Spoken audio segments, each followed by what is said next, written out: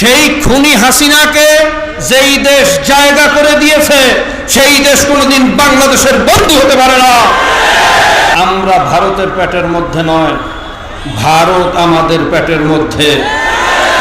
যারা মনে করেন ভারত আমাদের বন্ধু, আমি বলবো যেই অত্যাচারী গণখুনের অপরাধে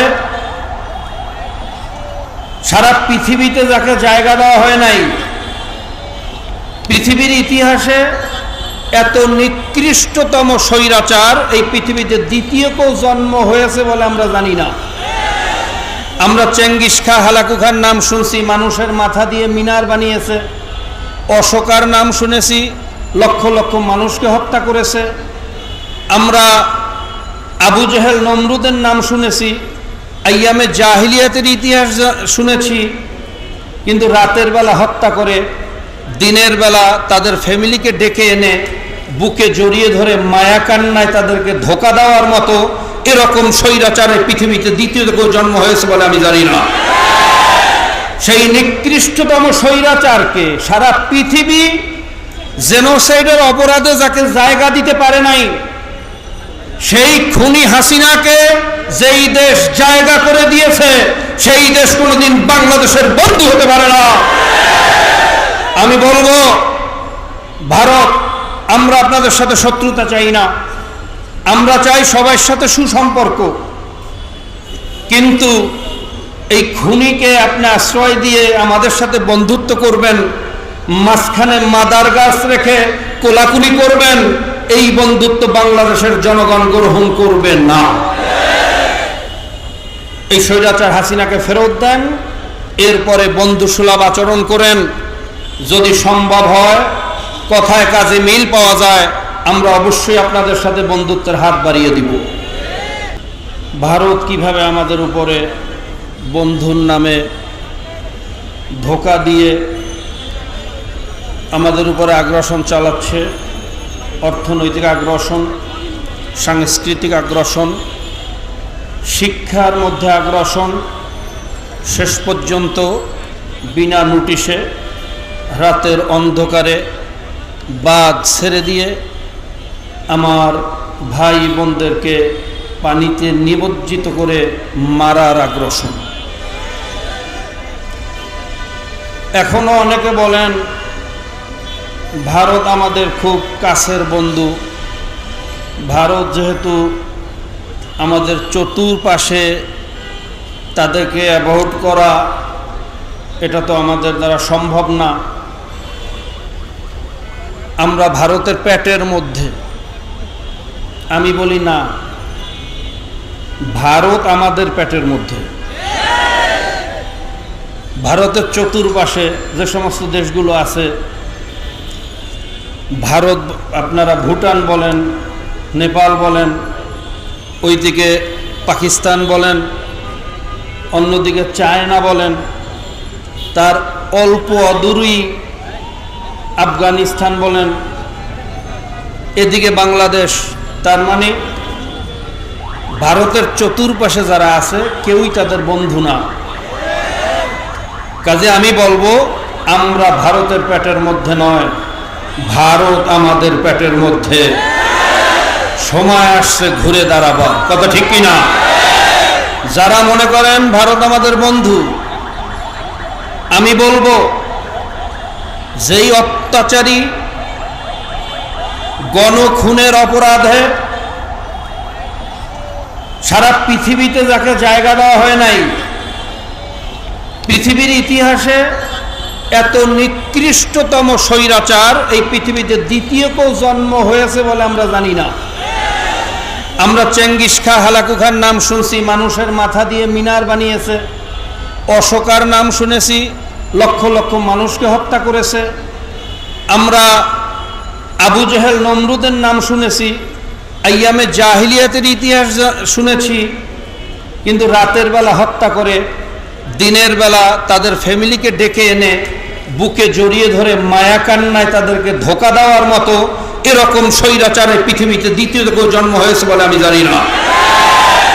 সেই নিকৃষ্টতম স্বৈরাচারকে সারা পৃথিবী জেনোসাইডের অপরাধে যাকে জায়গা দিতে পারে নাই, সেই খুনি হাসিনাকে যেই দেশ জায়গা করে দিয়েছে, সেই দেশ কোনোদিন বাংলাদেশের বন্ধু হতে পারে না।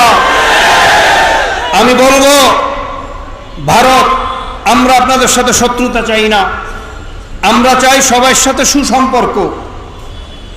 কিন্তু এই খুনিকে আপনি আশ্রয় দিয়ে আমাদের সাথে বন্ধুত্ব করবেন, মাঝখানে মাদার গাছ রেখে কোলাকুলি করবেন, এই বন্ধুত্ব বাংলাদেশের জনগণ গ্রহণ করবে না।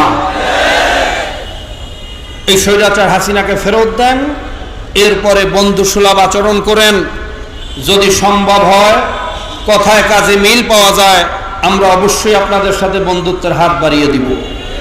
এই স্বৈরাচারের এই খুনি দেশে থাকতেও যেমন জ্বালাইতো, বিদেশে গিয়েও জ্বালানো শুরু করছে। বাংলাদেশে টিকতে না পারে তার প্রভু মোদির কাছে গিয়ে হয়তোবা তাকে কুপরামর্শ দিয়েছে, আর সেই কুপরামর্শের কারণেই বাঁধ খুলে দিয়ে আমার বৃহত্তর নোয়াখালী অঞ্চলের ভাইদেরকে পানিতে চুবে মারার অশুভ পরিকল্পনাও করেছে। শুধু স্মরণ করিয়ে দিতে চাই, এটা বাংলাদেশ। এই বাংলাদেশের মানুষ রক্ত দিয়ে, জীবন দিয়ে এই দেশকে স্বাধীন করেছে, রক্ত দিয়ে স্বাধীনতার সীমানাঙ্কন করেছে। এত সহজে বাংলাদেশকে চুবিয়ে মারা সম্ভব নয়। তোমরা আমার ভাইদেরকে অবুক্ত রাখতে চেয়েছো, তোমরা আমার ভাইদেরকে চুবিয়ে মারতে চেয়েছো। গোটা বাংলাদেশ থেকে বঙ্গবলের মতো লক্ষ লক্ষ মানুষ নোয়াখালী অঞ্চলে গিয়ে ভাইদের সহযোগিতার জন্য দাঁড়িয়ে গিয়েছে। সংগ্রামী বন্ধুগণ, আজকে একটি সফল গণ অভ্যুত্থানের মাধ্যমে আমরা যে স্বাধীনতা অর্জন করেছি, এখন সবচেয়ে গুরুত্বপূর্ণ হলো এই স্বাধীনতা রক্ষা করা। এখানে বৈষম্য বিরোধী ছাত্র আন্দোলনে যারা নেতৃত্ব দিয়ে থাকেন, তাদের মধ্যে অনেকে উপস্থিত আছেন। আমি আমার একটি কথা বলে শুধু বক্তব্য শেষ করব। ছাত্র এবং ওস্তাদের সম্পর্ক পৃথিবীর সবচেয়ে গভীরতম সম্পর্ক। ছাত্র এবং ওস্তাদের সম্পর্কের মধ্যে যদি ফাটল ধরে, তাহলে সেই জাতির পতন অনিবার্য হয়। আমরা স্বৈরাচারকে হটিয়েছি, আমরা অন্যায়ের প্রতিবাদ করব, আমরা সকল নির্যাতন, নিপীড়ন, জুলুমের বিরুদ্ধে রুখে দাঁড়াবো।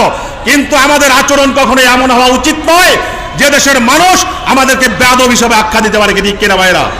আমরা দেখেছি বিভিন্ন শিক্ষা প্রতিষ্ঠানে যারা প্রধানের দায়িত্বে ছিলেন কিংবা শিক্ষকরা ছিলেন, তাদের মধ্যে হতে পারে অনেকে অনৈতিক আচরণ করেছেন, অন্যায় আচরণ করেছেন, কিন্তু একজন শিক্ষক ভুল করতে পারে, একজন ছাত্রের কাছে সে কখনো অপরাধী নয়।